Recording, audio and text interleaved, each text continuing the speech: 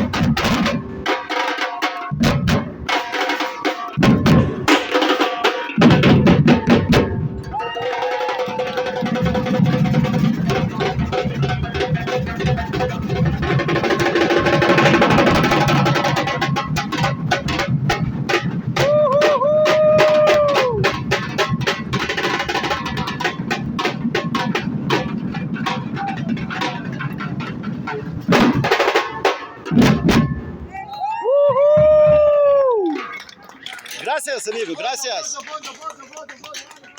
Сейчас они будут фоткаться. В общем... Señora, ¿tú hablas inglés? ¿Esa música de Brasil o Uruguay? De Brasil. Brasil. De Brasil. ¿Sí? Ah, ¿tú preparando para carnaval? Aquí. No, tocan acá en realidad. Todos de aquí, Sí. de Buenos Aires. Igual vienen gente de Brasil.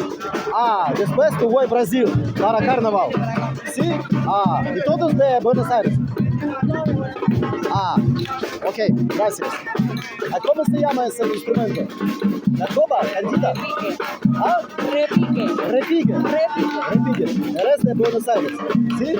Gracias. Gracias. Значит, смотрите, друзья, они все аргентинцы из Буэнос-Айреса. Они скоро поедут в Бразилию, там начинается карнавал после Нового года. Весь январь и февраль там будет карнавал. Причем здесь тоже будет, но там основной. Поэтому они сейчас здесь репетируют, тренируются. Ритмы эти бразильские, как вы, наверное, поняли.